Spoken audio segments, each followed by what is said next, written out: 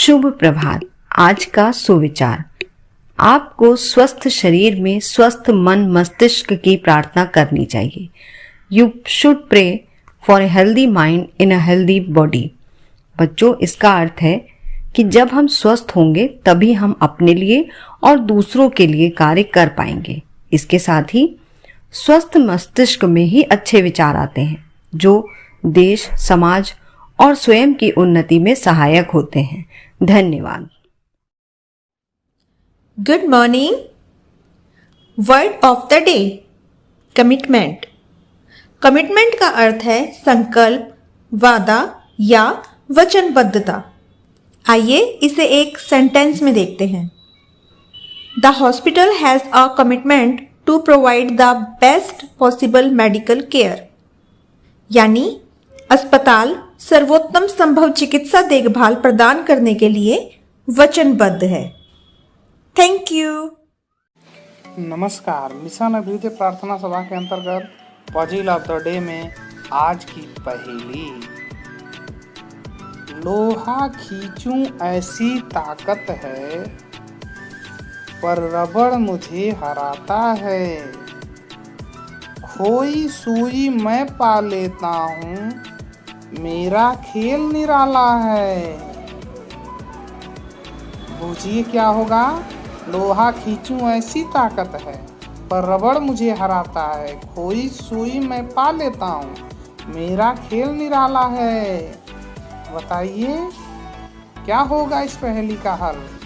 इस पहेली का उत्तर होगा चुंबक। धन्यवाद।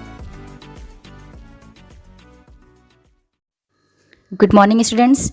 प्रस्तुत है आज का इतिहास। आज ही के दिन सन 1876 में टेलीफोन के आविष्कारक अलेक्जेंडर ग्राहम बेल ने अपने सहयोगी वॉटसन से टेलीफोन पर पहली सफल बातचीत की। आज ही के दिन सन 1897 में भारत की नारी, शिक्षा की प्रणेता एवं कवित्री सावित्रीबाई फुले का निधन हुआ। Okay, thank you.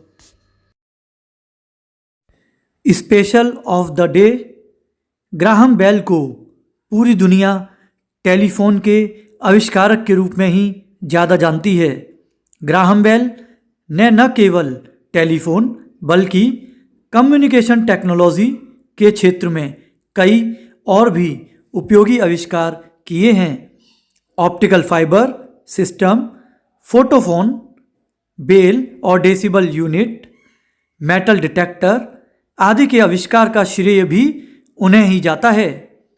ये सभी ऐसी तकनीक पर आधारित हैं जिनके बिना संचार क्रांति की कल्पना भी नहीं की जा सकती। सुप्रभात। आज की प्रश्नोत्तरी। प्रश्न 1, संयुक्त राष्ट्र संघ की स्थापना कब हुई थी? इसका उत्तर है 1945 ईस्वी में। प्रश्न 2, भारत में रबर का सर्वाधिक उत्पादक राज्य कौन सा है? इसका उत्तर है केरल।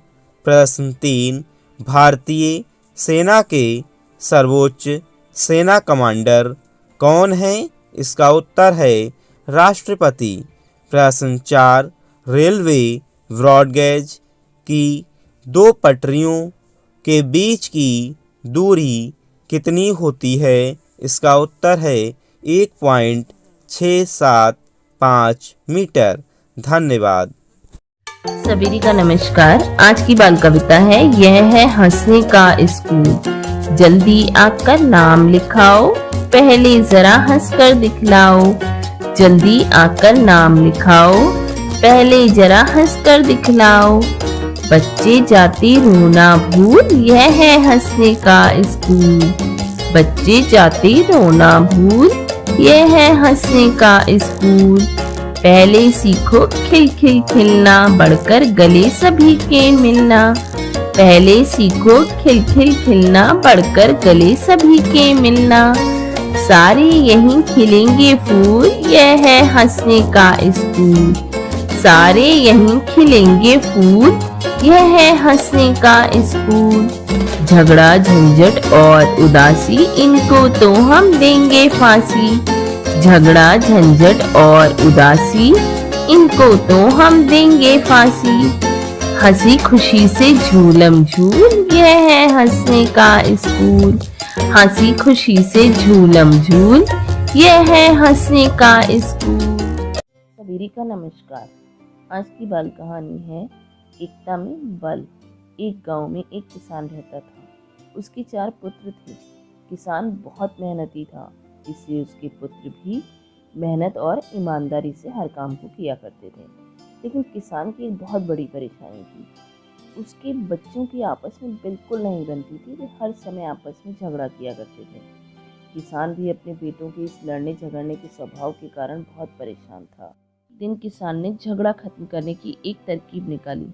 उसने अपने सभी बेटों को पास बुलाकर कहा, आज मैं तुम सभी को एक काम देने जा रहा हूँ। मैं देखना चाहता हूँ कि तुम में से कौन ऐसा है जो इस काम को अच्छी तरीके से कर सकता है। यह कहकर किसान ने अपने बड़े बेटे से कहा, जाओ बाहर से कुछ लकड़ियाँ लेकर आओ, और दूसरे बेटे से कहा कि तुम रस्सी लेकर आओ। दोनों बेटों ने लकड़ियाँ और रस्सी ला करके पिताजी को दे दी।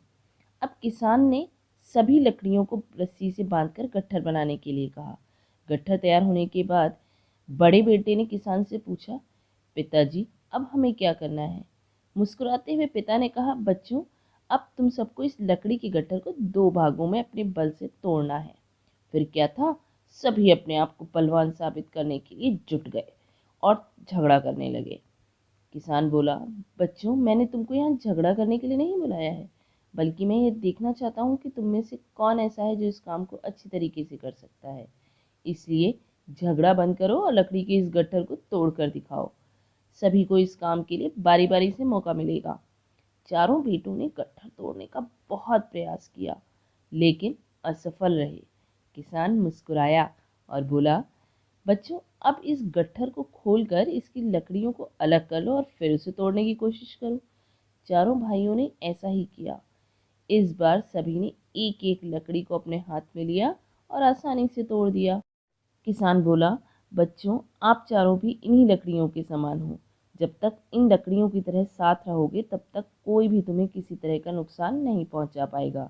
लेकिन अगर तुम लोग लड़ते झगड़ते रहोगे तो इन अकेली लकड़ियों की तरह आसानी से टूट जाओगे। किसान की यह बात सुनकर अब सभी बच्चों को समझ में आ गया था कि उनके पिता उन्हें क्या समझाना चाहते हैं। तो इस कहानी से हमें यह शिक्षा मिलती है कि हमें लड़ना झगड़ना नहीं चाहिए, मिलजुल कर रहना चाहिए। धन्यवाद। नमस्कार। आज मोटिवेट और सेल्फ का विषय है समस्या नहीं समाधान का हिस्सा बने। सफलता का आधार है सकारात्मक सोच और निरंतर प्रयास। जिसको सपने देखना अच्छा लगता है उन्हें रात छोटी लगती है, और जिनको सपने पूरा करना अच्छा लगता है उनको दिन छोटे लगते हैं। एक सपने के टूट जाने के बाद दूसरा सपना देखने के हौसले को ही जिंदगी कहते हैं। आशावादी हर आपत्ति में भी अवसर देखता है और निराशावादी बहाने। मेहनत और सच्चाई वो दीपक हैं जिन्हें अगर पहाड़ की चोटी पर भी रख दिया जाए तो बेशक रोशनी कम करें पर दिखाई बहुत दूर से देते हैं। भाग्य को और दूसरों को दोष क्यों देना? जब सपने हमारे हैं तो कोशिशें भी हमारी होनी चाहिए। समस्या का सामना करें, भागे नहीं तभी उसे सुलझा सकते हैं। यदि मनुष्य सीखना चाहे तो उसकी प्रत्येक भूल उसे कुछ ना कुछ सिखा देती है। जीवन में वो ही व्यक्ति असफल होते हैं जो सोचते हैं पर करते नहीं। पराजय तब नहीं होती जब आप गिर जाते हैं, पराजय तब होती है जब आप उठने से इनकार कर देते हैं। धन्यवाद। आपका दिन शुभ हो। सुन सुन सुन मेरी नन्ही सुन, सुन सुन सुन मेरी मुन्नी सुन, ज्ञान की गंगा बहे, प्रदेश ये प्रेरक बने। सर्वांगीण विकास हो, उन्नयन की बात हो, अभ्युदय की बात हो, शिक्षकों का साथ हो, बात हो उत्कर्ष की, अधिगम के परिणाम की। अब न कोई छूटेगा, बच्चा बच्चा सीखेगा, अब